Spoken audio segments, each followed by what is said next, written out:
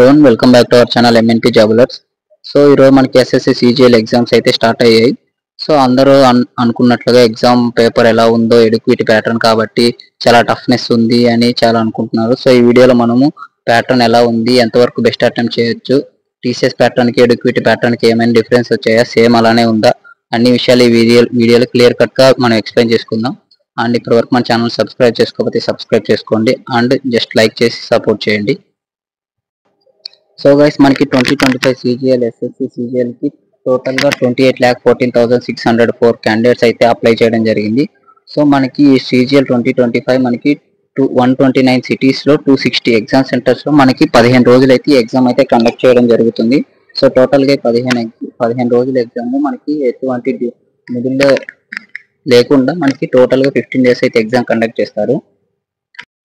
ఎడుక్విటీ ఎటువంటి తప్పులు లేకుండా ఈసారైనా మళ్ళీ ఎగ్జామ్ కండక్ట్ చేస్తుంది అని అనుకునే లోపే మనకైతే చాలా ఎగ్జామ్లు నార్త్ ఇండియాలో మనకైతే రీషెడ్యూల్ చేయడం జరిగింది ఎస్ఎస్సి సిజిఎల్.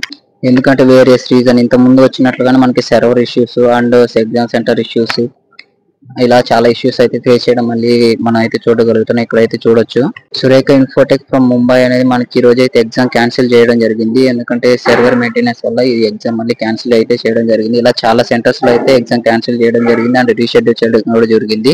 ఇక్కడ చూసుకోవచ్చు మనకి ఎంఎం పబ్లిక్ హై స్కూల్ మన సెక్టర్ 4 గురుగ్రామ్ అయితే first shift entry has not started reason server issues అని అయితే మనకి ఇవ్వడం జరిగింది. సో ఇంకొక సెంటర్ లో చూద్దాం ఏం ఇష్యూ వచ్చిందో.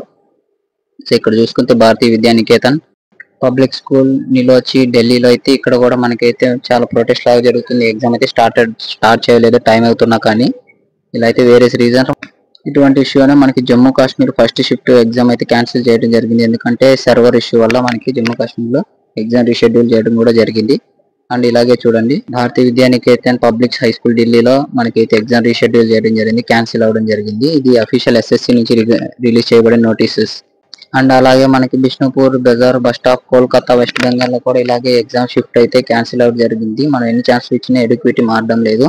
అండ్ ఇవన్నీ మనకి ఎస్ఎస్సి నుంచి రిలీజ్ చేయడం అఫీషియల్ నోటీసెస్ మాత్రమే, ఇవన్నీ చూసుకోవచ్చు మనం. సో గైస్, ఈరోజు ఇంకా మనం ఎగ్జామ్ అనాలిసిస్ ఈరోజు షిఫ్ట్ వైజ్కి వెళ్తే మాత్రం ఇక్కడ అర్థమెటిక్ మనకి ఈజీ టు మోడరేట్ 20+ అయితే మనం అటెంప్ట్ చేయొచ్చు. Easy to moderate TCS pattern మాత్రమే మనకైతే ఎగ్జామ్ రావడం జరిగింది. అండ్ రీజనింగ్ లో ఈజీ టు మోడరేట్ 20+, 22+ వరకు మనం అయితే అటెంప్ట్ చేసేదానికి ఆస్కారం ఉంది.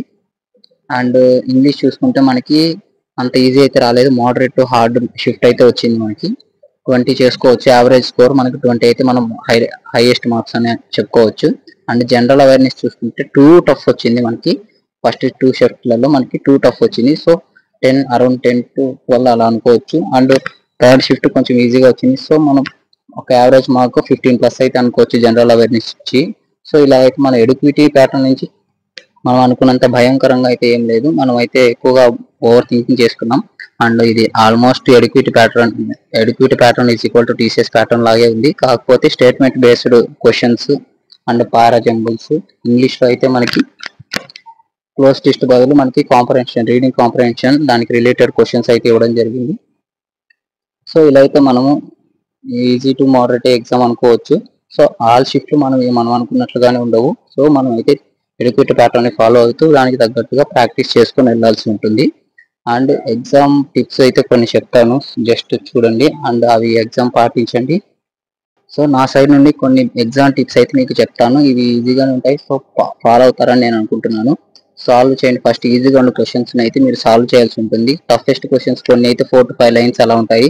సో అవి టఫెస్ట్ క్వశ్చన్స్ అనుకోవద్దు, అవి సెకండ్ అటెంప్ట్ లో చేయండి. ఫస్ట్ అటెంప్ట్ మనకి వన్ లైనర్ క్వశ్చన్స్ అలా ఉంటాయి కదా, అవి సాల్వ్ చేసుకుంటూ వెళ్ళండి. రిమైనింగ్ టైం మనం కొంచెం లాంగ్ క్వశ్చన్స్ అవి అటెంప్ట్ చేయడానికి ట్రై చేయండి. And try to skip lengthy questions. ఇప్పుడు ఏంటంటే మనం ఆర్ట్ ఆఫ్ స్కిప్పింగ్ అనే ఒక ఆటతో ఆడుకోవాల్సి ఉంటుంది. ఎందుకంటే ఏ క్వశ్చన్స్ ని పట్టుకున్నావు కాదు, ఏ క్వశ్చన్స్ ఎంత తొందరగా వదిలేవో అనే దాన్ని బట్టి మనకి టైం మేనేజ్మెంట్ అయితే మనకి అర్థమవుతుంది. సో టైం మేనేజ్ ఎవడైతే చేస్తాడో ఈజీగా అయితే Tier 1 క్వాలిఫై అవుతారు.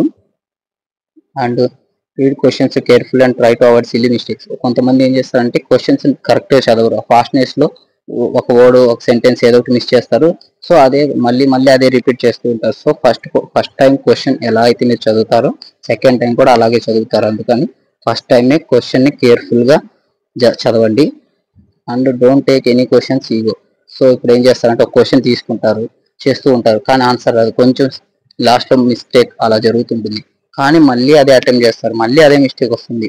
సో ఈసారి పర్సనల్ తీసుకుంటారు, ఎట్లయినా నీ క్వశ్చన్ చేయాల్సింది అని చెప్పేసి టైం టేకింగ్ చేసుకుంటారు. ఇలా అయితే అది ఇంకా టూ పర్సనల్ అవుతుంది, ఎగ్జామ్ టైం అయితే మించిపోతుంది. సో అందుకనేసి ఒకసారి అటెంప్ట్ చేయండి, క్వశ్చన్ రాకపోతే దాన్ని మార్క్ చేసుకొని నెక్స్ట్ టైం అటెంప్ట్ చేయండి, అంతేగాని అలాగే టూ పర్సనల్ తీసుకుని దాని మీద ఎక్కువ టైం స్పెండ్ చేయొద్దు.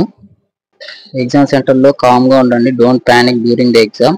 ఇఫ్ ఎగ్జామ్ ఇస్ టఫ్, ఒకవేళ టఫ్ కానీ ఎగ్జామ్ వస్తే మీకు ఒక్కరికే కాదు కదా, ఆల్ ఓవర్ ఇండియా ఆ ఎగ్జామ్ అందరికీ టఫ్ గానే ఉన్నట్లు. సో ఎవరైతే బెస్ట్ పర్ఫార్మెన్స్ ఉంటారో వాళ్ళు చాలా తక్కువ మంది ఉంటారు, వాళ్ళకి యావరేజ్ ఉండొచ్చు. కానీ మీకు టఫ్ వచ్చింది అంటే అది అందరికీ టఫ్ వచ్చినట్లే కదా. సో ఎగ్జామ్ పేపర్ అందరికీ ఒకటే. సో అందుకని చెప్పేసి మీరు ఓవర్గా రియాక్ట్ అవ్వడం అలా చేయొద్దు. Be calm, keep quiet, and మీ మీద మీకు నమ్మకం ఉండాలి. Have confident in your self.